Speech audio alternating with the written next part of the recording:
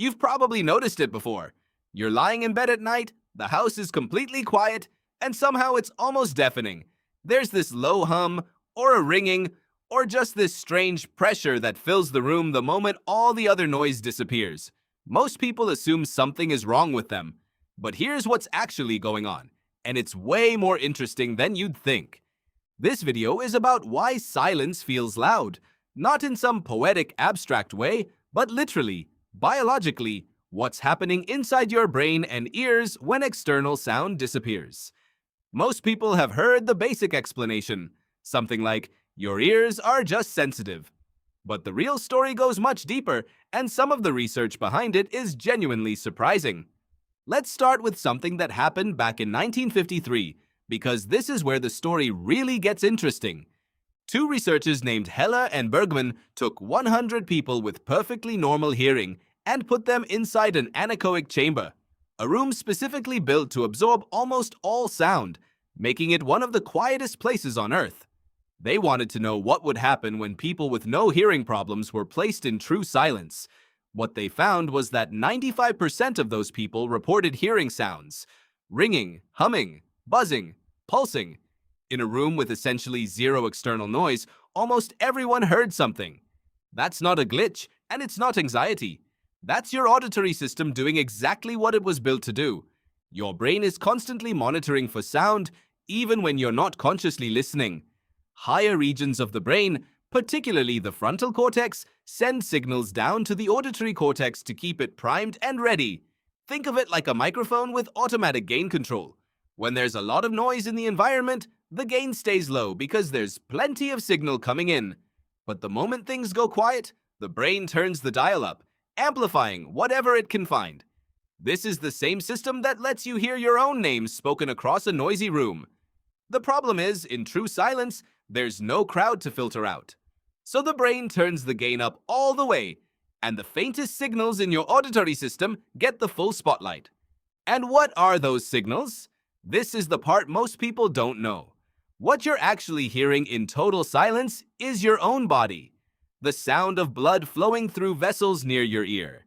The spontaneous electrical activity of your auditory nerves firing with no external input whatsoever. This isn't in your head, in the dismissive sense.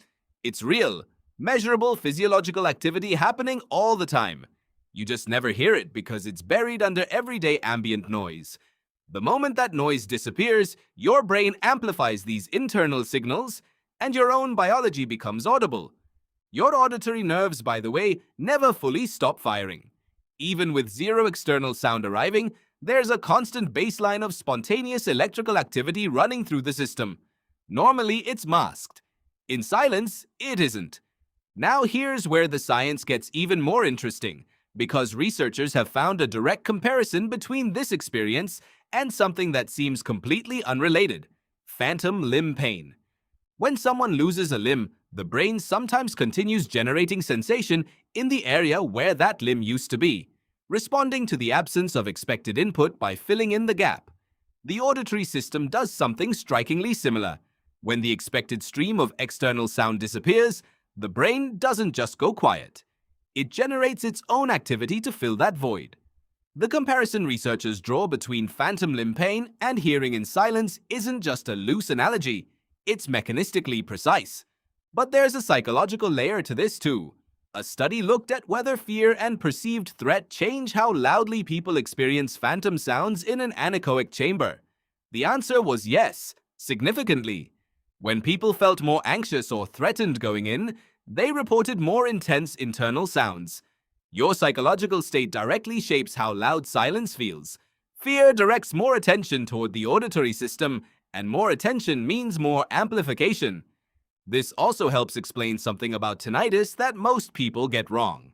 The common assumption is that silence always makes tinnitus worse. But a study of 258 tinnitus patients found that while 48% said quiet environments made their tinnitus worse, 31% actually reported that background noise made it worse instead. Nearly a third of people with tinnitus don't follow the expected pattern at all. And speaking of things people get wrong, there's a claim you've probably come across if you've ever gone down a rabbit hole about anechoic chambers. that spending just 15 minutes in one causes hallucinations.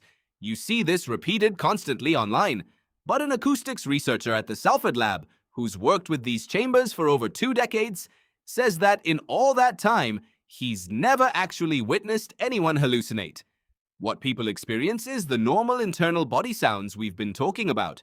The ringing, the blood flow, the nerve activity. That's it. The hallucination story is a myth that's been repeated so many times it feels like fact. What is true, and a little less expected, is that silence can throw off your sense of balance. We use sound constantly to orient ourselves in space, often without realizing it. Take that away completely, and some people feel genuinely unsteady. Hearing isn't just for receiving information, it's woven into how we understand where we are in the world. And then there's John Cage. In the 1950s, the composer went into an anechoic chamber specifically searching for silence.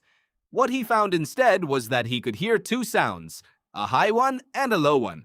The engineers told him the high sound was his nervous system operating, and the low sound was his blood circulating. He left having discovered that true silence doesn't exist. That experience directly inspired his famous piece, 4 minutes 33 seconds, where a performer sits at a piano and plays nothing for 4 minutes and 33 seconds. The audience becomes the music. What felt like a radical artistic statement was grounded in a real scientific discovery. You cannot escape sound because you are the source of it. So here's where we land. When external sound disappears, your brain doesn't go quiet. It turns up the gain, amplifies your internal biology, and presents your own blood flow and nerve activity as sound. That experience is shared by 95% of people in true silence.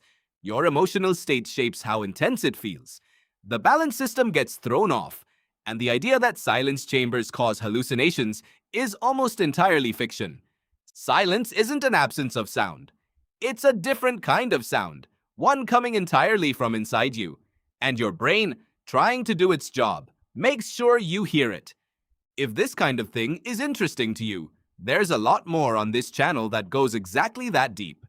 Hit subscribe, and if you've ever had that ringing in the ears experience in a quiet room, drop it in the comments. I'm genuinely curious how many of you have noticed this and what it sounded like.